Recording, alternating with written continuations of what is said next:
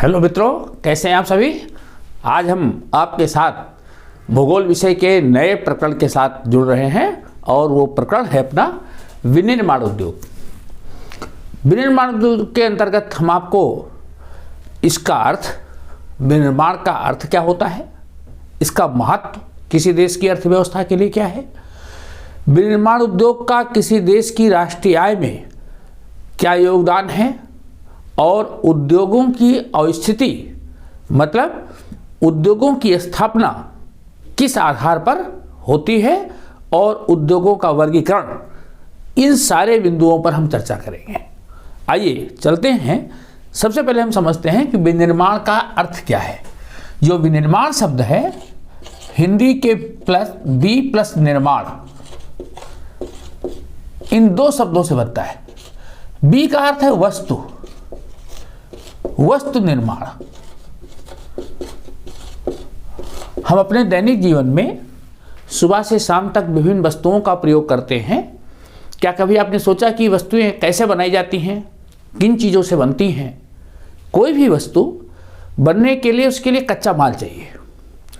तो जो कच्चे माल से मूल्यवर्धक वस्तुएं बनाते हैं और अधिक मात्रा में जब उत्पादन होता है तो उसको कहते हैं विनिर्माण। कच्चे माल से वस्तुओं का मूल्य वर्धन करके उत्पादन को विनिर्माण के नाम से जानते हैं। ओके, तो इस प्रकार से विनिर्माण का अर्थ होता है कच्चे माल से मूल्यवर्धित वस्तुएं बनाना, ऐसी वस्तुएं बनाना जिनका मूल्य अधिक हो। और इस प्रकार से जब वस्तुओं का उत्पादन कारखानों में किया जाता है तो ऐसे उद्योगों को विनिर्माण उद्योग कहते हैं। जैसे हम पढ़ने में कागज का प्रयोग करते हैं। कागज किससे बनता है? लुगदी से। और लुगदी बनाई जाती है बांस से, घास फूस से, लकड़ी से। सुबह सुबह हम चाय पीते हैं। चाय में जो चीनी है उसका कच्चा माल क्या है? गन्ना है। एल्युमिनियम है, एल्युमिनियम के बर्तन हैं, तार हैं, इन तरह के में इनका उपयोग होता है। एल्युमिनियम का जो अयस्क है किससे निकलता है? बॉक्साइट। तो इस तरह से जो भी वस्तुएं हम प्रयोग करते हैं ये किसी न किसी कच्चे माल से बनती हैं। और जब ऐसे कच्चे माल को हम बहुत अच्छी वस्तु के रूप में परिवर्तित कर देते हैं और उसका लार्ज स्केल पर कारखानों में जब प्रोडक्शन होता है तो इसे विनिर्माण कहते हैं। सीधा सहज सा अर्थ है। अब आइए हम आपको बताते हैं कि जो कच्चे माल का उत्पादन कर रहे हैं, ऐसे लोग जो कच्चे माल का उत्पादन कर रहे हैं, जो कच्चा माल बनाते हैं, चाहे वो किसान हैं, आज ऐसे कच्चे माल का उत्पादन करने वाले, ये लोग प्राथमिक वर्ग में आते हैं। दूसरे लोग जो कारखानों में श्रमिक के रूप में काम करते हैं और वो कच्चे माल से वस्तुएं बनाते हैं, वो द्वितीयक वर्ग है।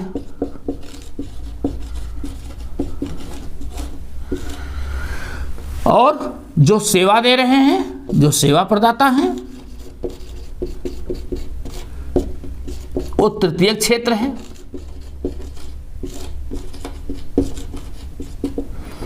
तृतीयक क्षेत्र या तृतीयक वर्ग कच्चे माल के उत्पादन से संबंधित क्षेत्र, प्राथमिक क्षेत्र। कारखानों में जो वस्तुओं का उत्पादन कर रहे हैं श्रमिकार, वो द्वितीय क्षेत्र में, और सेवा प्रदाता तृतीय क्षेत्र में आते हैं।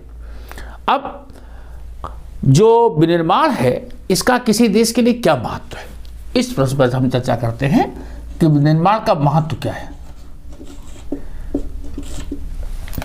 आज के समय में देखिए, किसी भी देश के विकास का जो मानदंड है हम उसके आर्थिक विकास से आंकते हैं।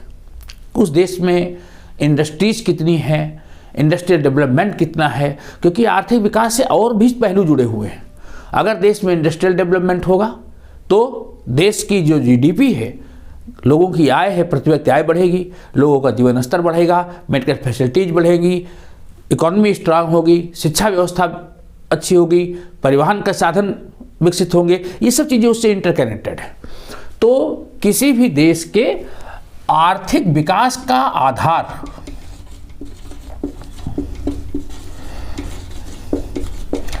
विनिर्माण उद्योग होते हैं, और किसी भी देश में जो विनिर्माण उद्योगों का जो विकास है, विनिर्माण उद्योगों के विकास के आधार पर हम वो देश विकसित है या विकासशील है उसकी गणना करते हैं। ये उसका मानदंड है। विनिर्माण उद्योग किसी देश के विकसित या विकासशील होने का मानदंड है, पैरामीटर है। ओके, तो अब विनिर्माण उद्योगों का क्या महत्व है? सबसे पहले वो कैसे मदद करते हैं? विनिर्माण उद्योग सबसे पहले कृषि क्षेत्र के आधुनिकीकरण में सहायक है।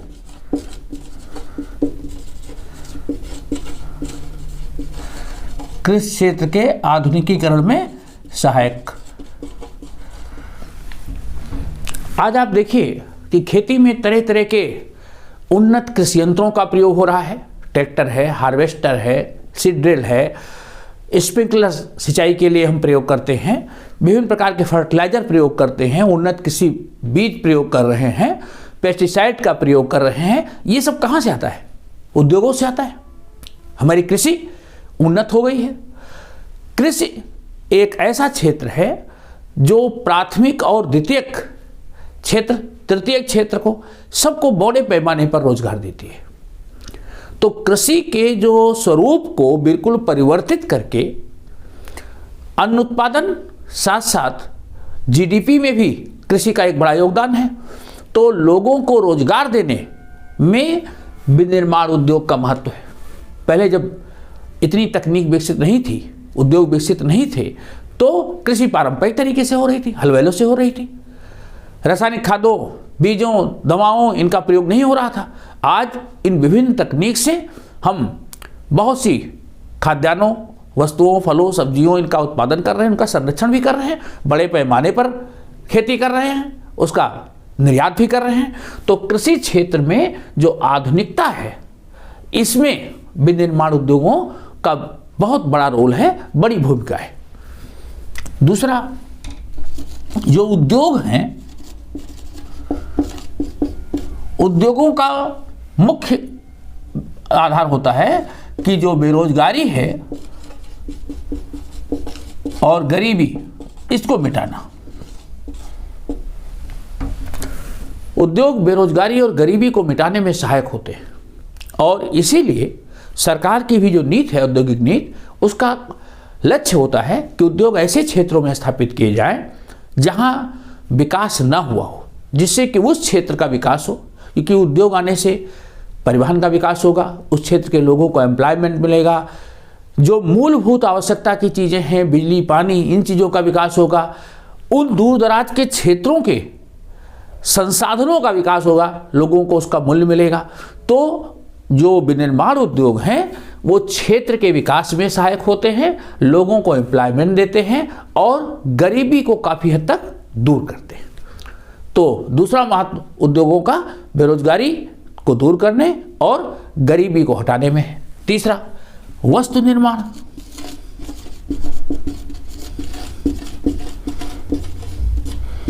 वह विदेशी मुद्रा की प्राप्ति,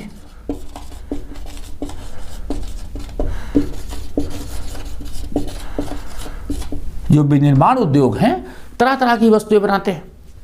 हम दैनिक जीवन में विभिन्न प्रकार की वस्तुओं का उपयोग करते हैं, ये अधिकांश चीज़ें उद्योगों में बनी हुई हैं।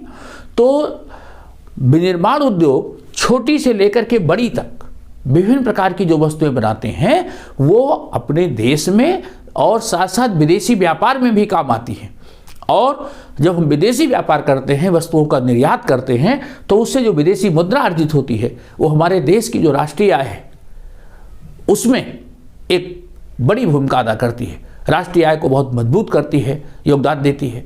तो इस तरह से विनिर्माण उद्योग किसी देश में उस देश कि लोगों को वस्तुओं की उपलब्धता तो कराते ही हैं, साथ ही साथ विदेशी व्यापार के माध्यम से वो जीडीपी के ग्रोथ में भी सहायक होते हैं। चौथा, विकास में सहायक।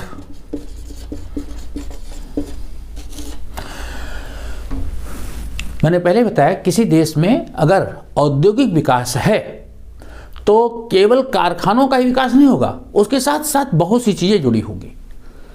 उस क्षेत्र में अन्य रोजगार का विकास होगा, नगरीकरण प्रारंभ हो जाएगा, शहरीकरण चालू हो जाएगा, लोग आकर के बसेंगे, कस्बे शहर में, शहर महानगर में परिवर्तित होंगे, यातायात, रेल, रोड, एयर कनेक्टिविटी बढ़ेगी और भी संसाधनों का विकास होगा।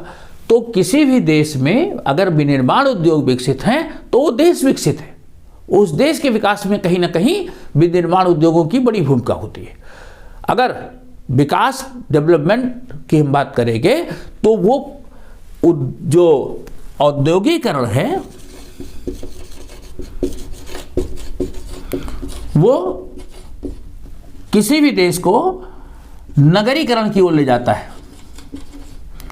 भाई उद्योगों का विकास होगा तो धीरे धीरे उसके आसपास शहर का विकास हो जाएगा, और शहर का जब विकास होगा तो विभिन्न प्रकार के व्यापार के क्षेत्र विकसित होंगे, लोगों को एम्प्लॉयमेंट मिलेगा, सड़क, मकान, दुकान सब बनेंगी, और इस प्रकार से औद्योगिकरण नगरीकरण को बढ़ावा देता है। और नगरीकरण देश की विकास की भूमिका अदा करता है, देश को विकास की ओर ले जाता है।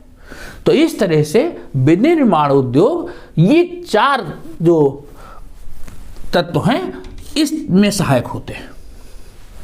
क्लियर? विनिर्माण उद्योग और जो कृषि है ये दोनों एक दूसरे से एसोसिएटेड है, दोनों एक दूसरे पर आश्रित है, दोनों एक दूसरे से संबंधित है। कृषि और उद्योग, आप देखिए कि बहुत से ऐसे उद्योग हैं जिनके लिए कच्चा माल कृषि देती है। चीनी उद्योग देख लीजिए, चीनी उद्योग के लिए कच्चा माल कहाँ से प्राप्त होता है? खेतों से, किसानों से। किसान गन्ना उत्पादन करते हैं तब चीनी उद्योग चलता है। तो जैसे चीनी उद्योग है, सूती वस्त्र उद्योग, कपास कच्चा माल खेती से मिलता है, रबर, जूट, वनस्पति तेल। तो ये सब उद्योग ऐसे हैं जो कृषि से संबंधित है, इनके लिए कच्चा माल किसान पैदा करता है। तो उद्योग अगर कच्चे माल के लिए खेती पर निर्भर हैं तो किसान भी उद्योगों पर निर्भर है। वो कैसे? देखिए बड़ा इंटरेस्टिंग है। जो उद्योगों में वस्तुएं बनती हैं उनका किसान भी तो उपयोग करते हैं। बहुत से उर्वरक, चाहे वो नाइट्रोजन हो, फास्फेट हो, अमोनियम सल्फेट हो, इस प्रकार के जो उर्वरक हैं वो कहाँ बनते हैं? उद्योगों में। विभिन्न प्रकार की दवाएं हैं जो खेतों में प्रयोग की जाती हैं, औजार हथियार हैं, कृषि यंत्र हैं, सीड्रिल है, ट्रैक्टर्स है, हार्वेस्टर्स हैं, ये सब यंत्र कहाँ बनते हैं? उद्योगों में। तो इन उद्योगों में बनने वाली जो वस्तुएं हैं उसके ऊपर किसान निर्भर है। तो दोनों एक दूसरे के ऊपर आश्रित है, दोनों का एक दूसरे से काम है, दोनों एक दूसरे के पूरक है। दोनों कृषि और उद्योग दोनों एक दूसरे के पूरक के रूप में काम करते हैं। ओके, अब हम देखते हैं कि विनिर्माण उद्योग का देश की राष्ट्रीय आय में क्या योगदान है। जो हमारी राष्ट्रीय आय है उसमें विनिर्माण उद्योगों का क्या महत्व है।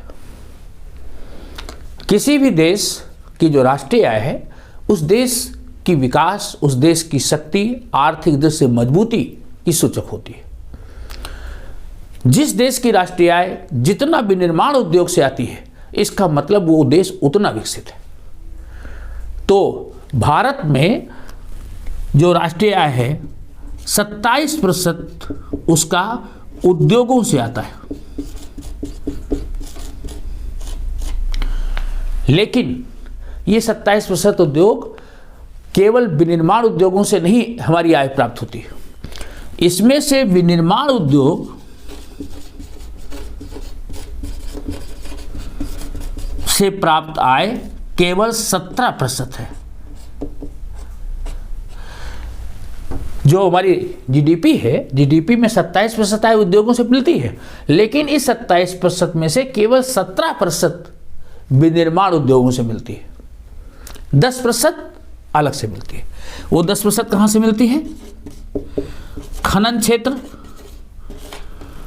तेल क्षेत्र, इस प्रकार के खानों से, तेलों से, जो ऐसी ऑयल रिग्स हैं उनसे जो तेल निकाला जाता है, खनन क्षेत्र, लोहा, कोयला और दूसरे खनिजों के जो खनिज भंडार हैं उनसे आय प्राप्त होती है। तो विनिर्माण उद्योग से 17% प्राप्त होती है। तो इस प्रकार उद्योगों का एक बहुत बड़ा योगदान देश की अर्थव्यवस्था में, देश की राष्ट्रीय आय में है। यह हो गया राष्ट्रीय आय में उद्योग किस प्रकार से सहायक हैं। अब हम बात करेंगे कि उद्योगों की जो अवस्थिति है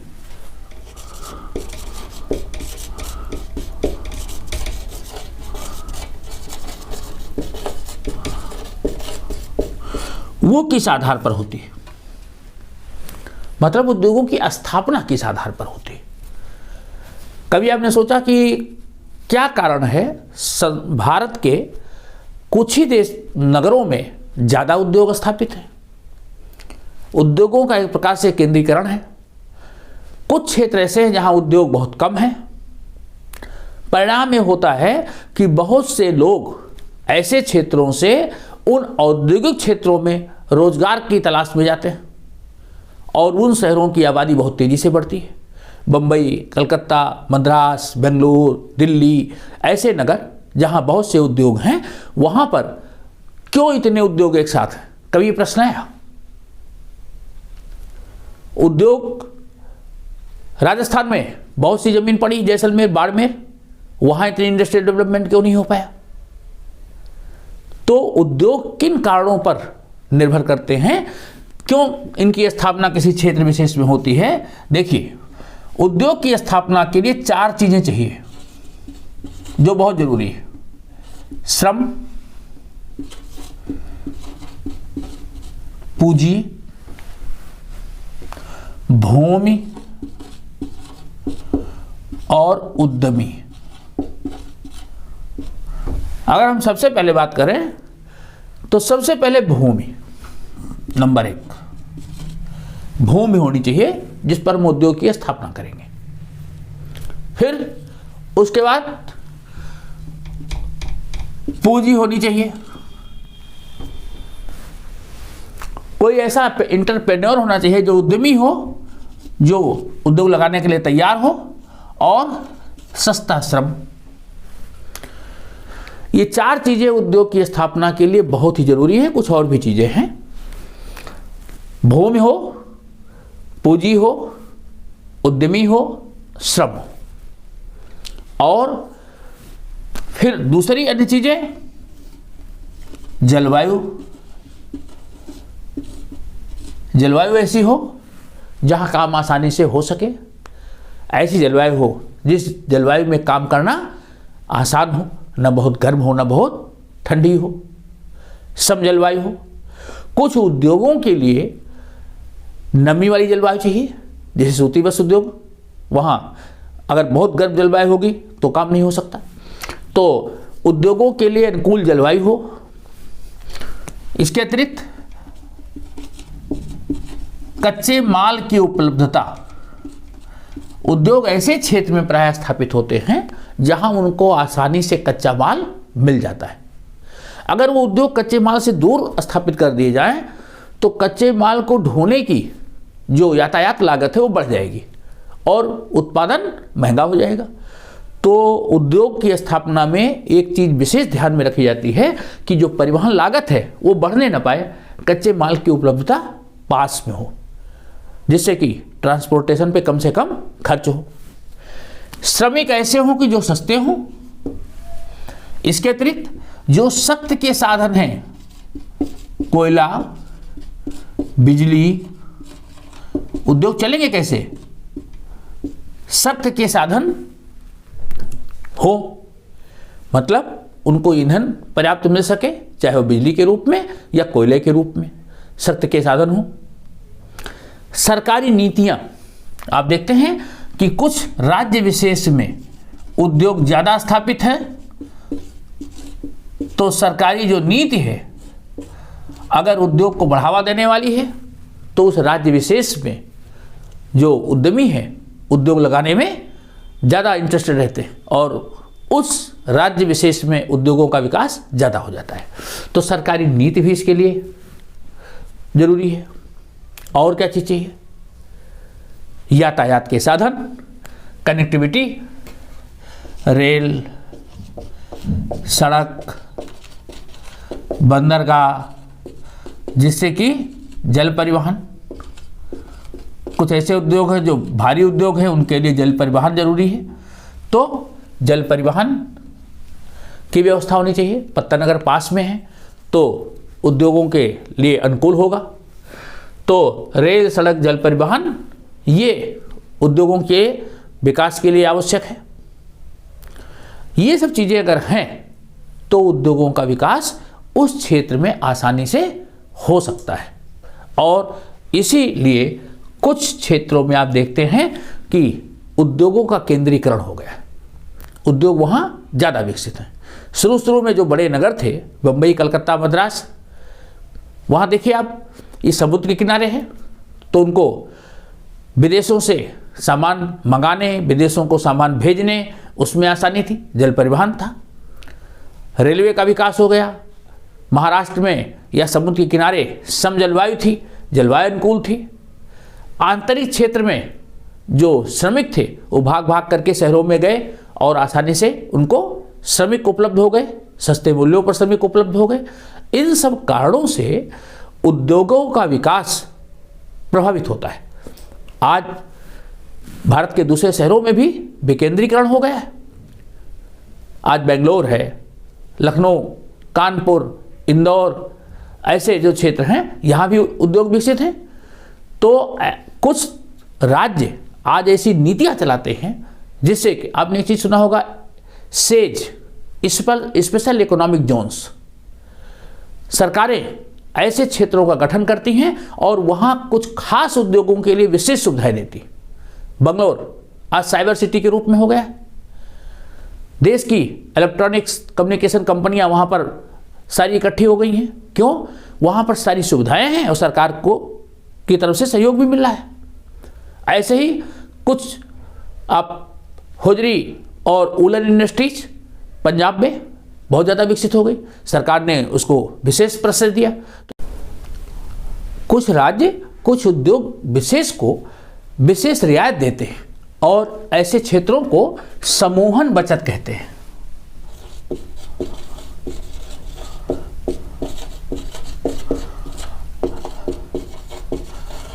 एग्लोमरेशन इकोनॉमीज, एग्लोमरेशन इकोनॉमीज या समूहन बचत, जहां की किसी राज्य द्वारा कुछ उद्योग विशेष को विशेष रियायत दे करके उनकी स्थापना में योगदान दिया जाता है। तो जो शहर हैं, शहरों की बड़ी भूमिका होती है उद्योग के विकास में, क्योंकि शहर उद्योगों को यातायात की व्यवस्था, बैंकिंग की व्यवस्था, बीमा की व्यवस्था, विभिन्न प्रकार के जो फाइनेंशियल एडवाइजर होते हैं वो वहाँ पर रहते हैं, वो उद्योगों को ये सारी सुविधाएं प्रदान करते हैं। तो औद्योगिकरण और नगरीकरण दोनों एक दूसरे के साथ जुड़े हुए हैं। औद्योगिकरण से नगरों का विकास होता है और नगरों से इस प्रकार की आवश्यकताएं उद्योगों की पूरी होती हैं, जैसे बैंकिंग, बीमा और फाइनेंशियल एडवाइजरी, जो इस तरह की चीज़ें हैं। अब हम बात करेंगे कि उद्योगों का किस रूप में हम वर्गीकरण करते हैं। आप देखते हैं कि कुछ कंपनी ऐसी हैं जो सरकारी हैं, कुछ उद्योग ऐसे हैं जो निजी स्वामित्व में हैं, कुछ उद्योग हम उनको भारी उद्योग कहते हैं, कुछ उद्योगों को हम लघु उद्योग कहते हैं, स्मॉल इंडस्ट्रीज। तो इस प्रकार अलग अलग उद्योगों को हम किस आधार पर वर्गीकृत करते हैं, आइए इसको देखते हैं। अब आइए हम बात करेंगे कि उद्योगों का वर्गीकरण किस आधार पर करते हैं। सबसे पहले उद्योगों को हम उनके द्वारा प्रयुक्त कच्चे माल के आधार पर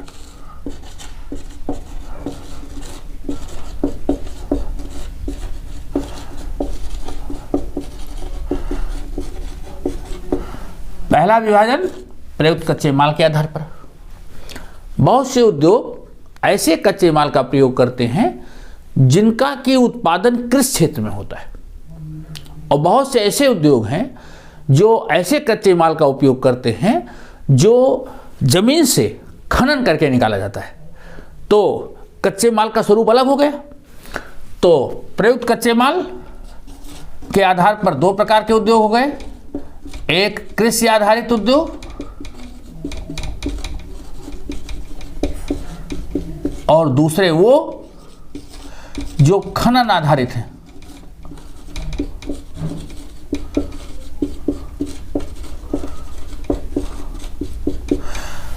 अब कृषि आधारित उद्योग कौन से हुए? अभी हमने आपको बताया है कि जैसे चीनी उद्योग है,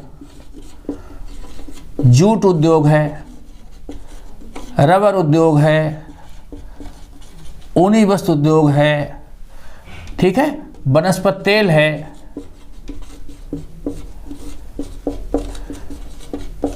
जहां कृषि से कच्चा माल आ रहा है और उससे वस्तुएं बन रही हैं।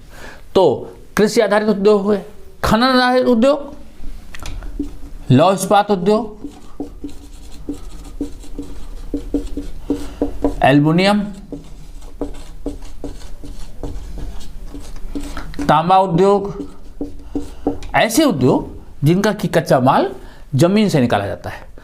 तो पहला जो विभाजन हुआ कच्चे माल की उपलब्धता के आधार पर। दूसरा प्रमुख भूमिका के आधार पर।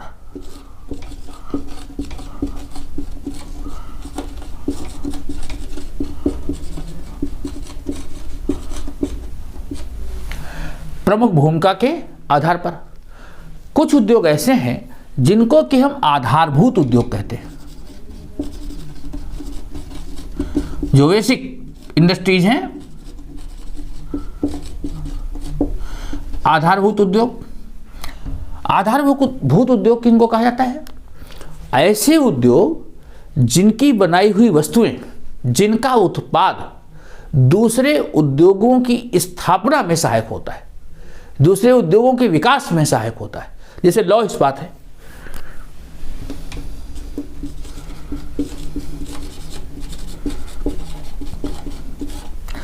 अब दूसरे उद्योग आप देखिए, दूसरे उद्योगों में जो मशीनें बनती हैं, जो उनका सेट बनता है, जो तरह तरह के तकनीकी यंत्र हैं, वो सब किससे बनते हैं? लोहे से बनते हैं। तो ऐसे उद्योग जो आधारभूत उद्योग हैं, वो दूसरे उद्योगों के लिए सामान बनाते हैं और उनके बने हुए उत्पाद से दूसरे उद्योगों का विकास होता है। तो वो हो गए आधारभूत उद्योग। दूसरे वो उद्योग हैं जो उपभोक्ता उद्योग।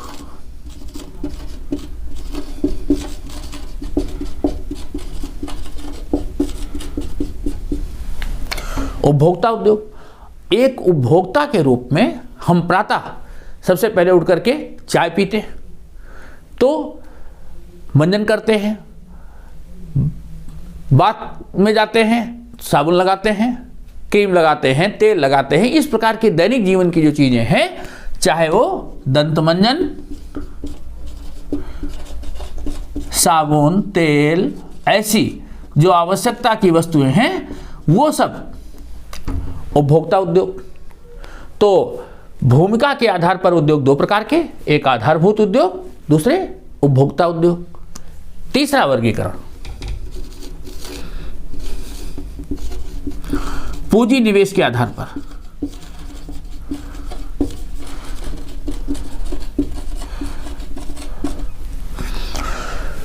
कुछ ऐसे उद्योग हैं जिनमें बड़ी पूंजी की आवश्यकता होती है, और कुछ ऐसे उद्योग हैं जिनमें कम पूंजी में ही उनकी स्थापना हो सकती है। तो सरकार ने इनको दो भागों में बांटा है। एक ऐसे जो लघु उद्योग और एक ऐसे जो बृहत उद्योग है। उद्योगों में जो लगने वाली जो परिसंपत्ति है उसके आधार पर उद्योगों को दो भागों में बांटा गया। पहला लघु उद्योग और दूसरा बृहत उद्योग। अब इसकी जो परिभाषा है, जो पूंजी की सीमा है, वो बढ़ती रहती समय के साथ। अभी जो हाल फिलहाल 1 करोड़ रुपए से अधिक की परिसंपत्ति वाले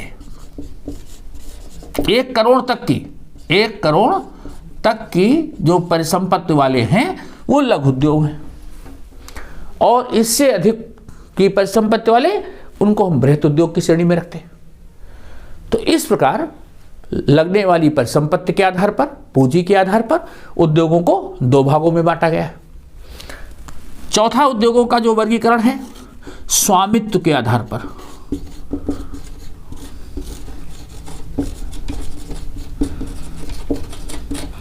उद्योगों को स्वामित्व के आधार पर हम अलग अलग भागों में बांटते हैं। आप देखते हैं कुछ उद्योग ऐसे हैं जो सरकारी उद्योग हैं। बीएचईएल का नाम सुना है आपने, भारत हैवी इलेक्ट्रिकल लिमिटेड। इस प्रकार के जो उद्योग हैं, हिंदुस्तान एरोनॉटिक्स लिमिटेड। तो इस प्रकार के जो उद्योग जो सरकारी प्रबंधन में है वो अलग हैं। कुछ ऐसी कंपनीज, टाटा के कारखाने हैं, टिस्को है, रिलायंस की पेट्रोकेमिकल्स के क्षेत्र में या दूसरी जो इंडस्ट्रीज हैं, अडानी पावर्स या इस प्रकार की दूसरी इंडस्ट्रीज हैं, वो निजी स्वामित्व की है। तो स्वामित्व अलग अलग है। तो स्वामित्व के आधार पर उद्योगों का वर्गीकरण किया गया है। जैसे पहला सार्वजनिक क्षेत्र। सार्वजनिक क्षेत्र या सरकारी क्षेत्र, ऐसे उद्योग जिनके ऊपर सरकार का नियंत्रण है, सरकारी प्रबंधन है और सरकार के नियंत्रण में वस्तुओं का उत्पादन होता है। जैसे मैंने उदाहरण दिया एचएएल, बीएचईएल और इस प्रकार की कंपनियां। तो कुछ उद्योग भारत में पूरी तरह से सरकार के हाथ में है, उनका प्रबंधन सरकारी तंत्र के अंतर्गत है। तो ऐसे उद्योगों को हम सार्वजनिक क्षेत्र या सरकारी क्षेत्र के उद्योग कहते हैं। दूसरा निजी क्षेत्र।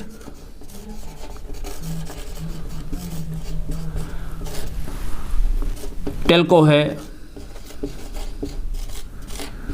बजाज, महिंद्रा,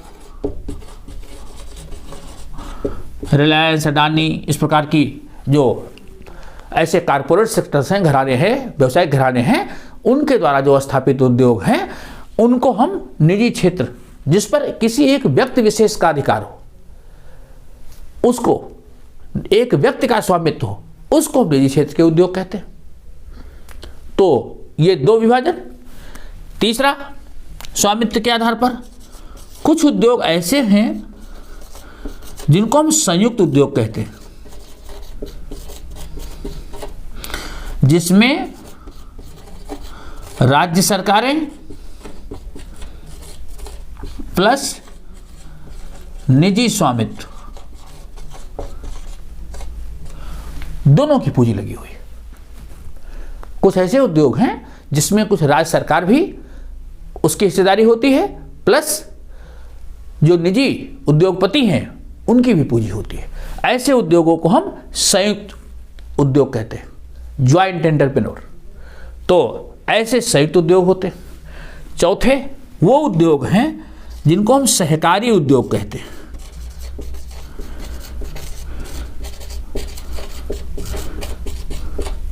सहकारी उद्योग कौन है? किसी कारखाने में जो काम कर रहे मजदूर हैं, जो श्रमिक हैं, और उस कारखाने को कच्चा माल की आपूर्ति कर रहे जो किसान हैं, वो भी उस उद्योग के भागीदार होते हैं। ऐसी अगर व्यवस्था है तो ऐसे उद्योगों को सहकारी उद्योग कहते हैं। इसका एक बढ़िया उदाहरण है सहकारी उद्योगों का। चीनी उद्योग के क्षेत्र में महाराष्ट्र, उत्तर प्रदेश, केरल में नारियल के जो विभिन्न उत्पाद हैं उस क्षेत्र में ऐसे सहकारी उद्योग स्थापित हैं जिसमें श्रमिक और किसानों की भी भागीदारी होती है, और जो कोष होता है संयुक्त कोष, उस संयुक्त कोष में जिसकी जितनी पूंजी होती है उसके अनुपात में उसको लाभ और हानि मिलता है। इसमें सरकार की भी हिस्सेदारी होती है, वहाँ के लोगों की भी, जो श्रमिक हैं किसान हैं वो भी उसके सदस्य होते हैं, और वो पार्टनर के रूप में ट्रीट किए जाते हैं, वो अंशदार होते हैं, और इस संयुक्त पूंजी में हर व्यक्ति को उसकी पूंजी के अनुपात में लाभ और हानि देय होता है। तो ये हुआ सहकारी उद्योग। तो स्वामित्व के आधार पर ये 4 प्रकार के उद्योग देखने में आते हैं: सार्वजनिक क्षेत्र, निजी क्षेत्र, संयुक्त उद्यम और सहकारी उद्योग। कुछ ऐसे उद्योग हैं जिनको कि कच्चा माल और तैयार वस्तुओं के आधार पर अलग हम विभाजित करते हैं। 5वां वर्गीकरण है कच्चे माल व तैयार वस्तुओं के आधार पर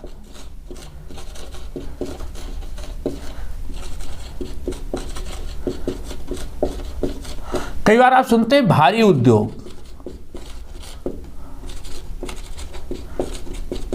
या हल्के उद्योग। ऐसे उद्योग जो जिनका बना हुआ सामान, जिनमें प्रयुक्त कच्चा माल काफ़ी वजन होता है, जिसको ढोने में परिवहन लागत ज़्यादा आती है, ऐसे उद्योगों को भारी उद्योग कहते हैं। उनका कच्चा माल भी भारी होता है, तैयार माल भी भारी होता है, जैसे लौह इस्पात। ऐसे उद्योग जिनमें बनी हुई सामान हल्के होते हैं, इलेक्ट्रॉनिक का सामान ले लो आप, इलेक्ट्रिकल गुड्स हैं, विद्युतीय सामान है, जो बिजली के सामान हैं, इलेक्ट्रॉनिक्स है, ये सब ऐसे हल्के उद्योग में आते हैं। तो इस तरह से उद्योगों को हम 5 वर्गीकरण करते हैं, 5 क्षेत्रों में वर्गीकृत करते हैं। और इस प्रकार से विनिर्माण उद्योग में आज हमने देखा कि विनिर्माण का अर्थ क्या है, इसका महत्व क्या है, राष्ट्रीय आय में योगदान क्या है, और उद्योगों का वर्गीकरण हम किस प्रकार करते हैं। वीडियो आपको कैसा लगा, अपनी प्रतिक्रिया भी देंगे, अपने मित्रों को भी शेयर करेंगे। अगले वीडियो में हम आपसे चर्चा करेंगे कि कृषि आधारित उद्योग भारत में कौन कौन से हैं, और फिर खनिज आधारित उद्योग कौन कौन से हैं। ओके, अपने मित्रों को वीडियो शेयर करते रहें और सब्सक्राइब करना न भूलें। थैंक्स।